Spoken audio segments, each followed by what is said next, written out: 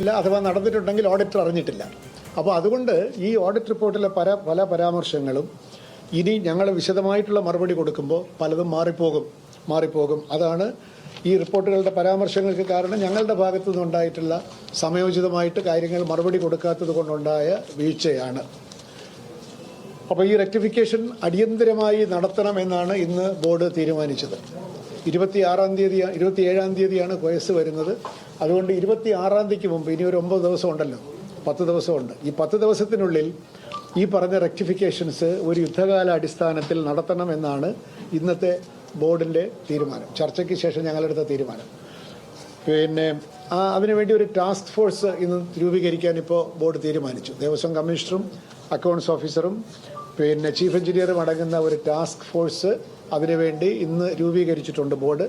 ആ task force ഇപ്പോൾ തന്നെ പ്രവർത്തനക്ഷമമായി ഒരു 5-6 ദിവസത്തിനുള്ളിൽ ഓഡിറ്ററുമായിട്ട് ചർച്ച ചെയ്ത് ഓഡിറ്റ് റിപ്പോർട്ടിനകത്ത് കടന്നുകൂടിയിട്ടുള്ള പല പരാമർശങ്ങളും വസ്തുതാപരമായ വെളിച്ചത്തിൽ അത് മാറിപ്പോകുമെന്നാണ് ഞങ്ങളുടെ പ്രതീക്ഷ. ഈ ടാസ്ക് ഫോഴ്സ് രൂപീകരിച്ചിട്ട് പിന്നെ ഓഡിറ്ററുമായിട്ട് ആശയവിനിമയം നടത്തും.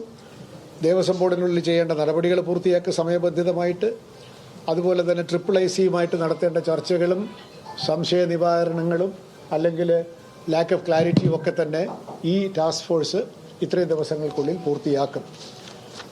ചെലവ് അതിനകത്ത് ഞങ്ങളുടെ പിന്നെ കമ്മീഷണറും അക്കൗണ്ട്സ് ഓഫീസറും ചീഫ് എഞ്ചിനീയറും.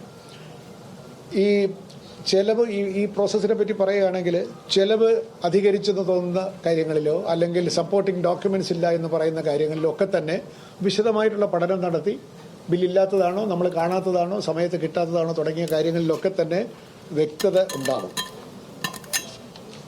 റീസണബിൾ അല്ലാത്ത ക്ലെയിംസ് ഉണ്ടെങ്കിൽ അത് റീസണബിൾ ആക്കണം.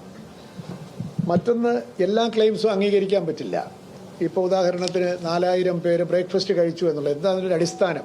ഇത്തരത്തിലുള്ള കാര്യങ്ങളൊന്നും നമ്മൾ ചോദിച്ചിട്ടില്ല. വസ്തുതാപരമായി അദ്ദേഹത്തിൻ്റെ കുഴപ്പം കൊണ്ടല്ലെങ്കിലും ഓഡിറ്ററുടെ കുഴപ്പം കൊണ്ടല്ലെങ്കിലും എന്തോ തെറ്റായ പേപ്പറുകളുടെ അടിസ്ഥാനത്തിൽ ഇപ്പോൾ നന്ദഭജൻസിന് പൈസ കൊടുത്തു 8 ലക്ഷം രൂപ, അവരവിടെ വന്നിട്ടില്ല. ഇതൊക്കെ വസ്തുതാപരമായ പെശകുകളാണ് ഈ ഓഡിറ്റ് റിപ്പോർട്ടിൽ. അദ്ദേഹത്തിൻ്റെ കുഴപ്പം കൊണ്ടല്ലാന്ന് ഞാൻ എടുത്തു പറയുന്നു. He's A professional. അയാൾക്ക് കിട്ടിയ മെറ്റീരിയൽസിൻ്റെ അടിസ്ഥാനത്തിൽ ഉണ്ടാക്കിയ റിപ്പോർട്ടിനകത്ത് വസ്തുതാപരമായ പെശകുകൾ ഞങ്ങളുടെ നോട്ടക്കുറവ് കൊണ്ട് വന്നിട്ടുണ്ട്. അത് പരിഹരിക്കും.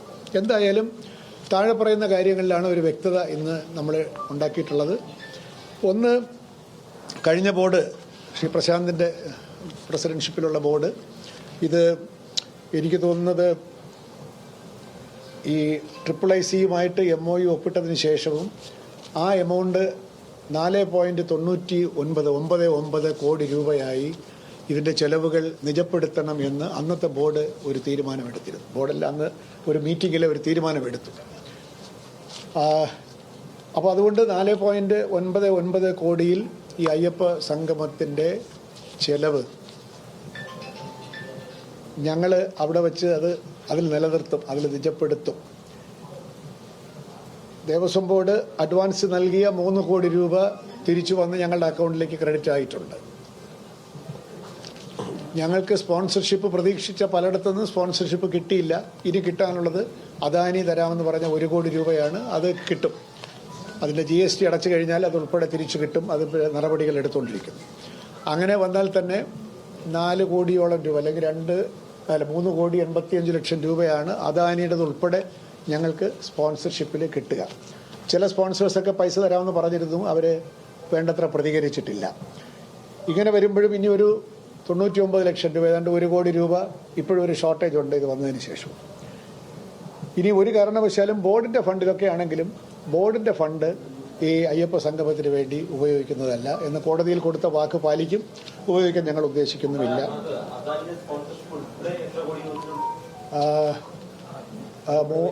3.85 crores. അല്ല, അതായത് വന്നുകൊണ്ടേയിരിക്കുന്നു.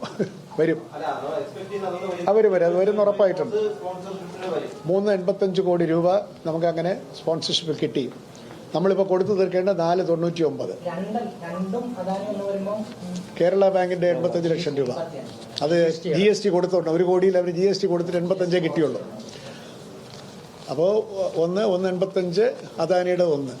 അപ്പോൾ അങ്ങനെ 2.85 ആണ്, അല്ല 2 അല്ല 3.85 നമുക്ക് സ്പോൺസർഷിപ്പ് വഴി വരുന്നത്.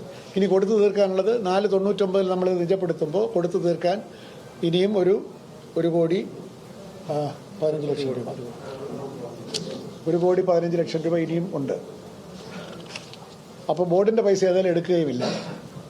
ഫൈനൽ കണക്കുകൾ ഓഡിറ്റ് ചെയ്ത് കോടതി നിശ്ചയിച്ച സമയത്തിനുള്ളിൽ പുതിയ റിവൈസ്ഡ് ഓഡിറ്റ് റിപ്പോർട്ടും നമ്മുടെ സ്റ്റേറ്റ്മെൻറ്റ് ഓഫ് അക്കൗണ്ടും ഈ ടാസ്ക് ഫോഴ്സിൻ്റെ സഹായത്തോടു കൂടി 26-ാം തീയതി കോടതിയിൽ സമർപ്പിക്കും. അതോടുകൂടി ഈ പ്രശ്നം അവസാനിക്കും.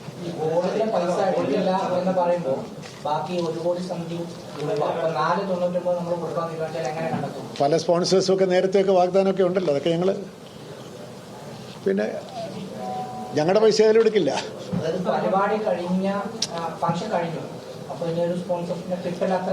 വാഗ്ദാനമുണ്ടല്ലോ.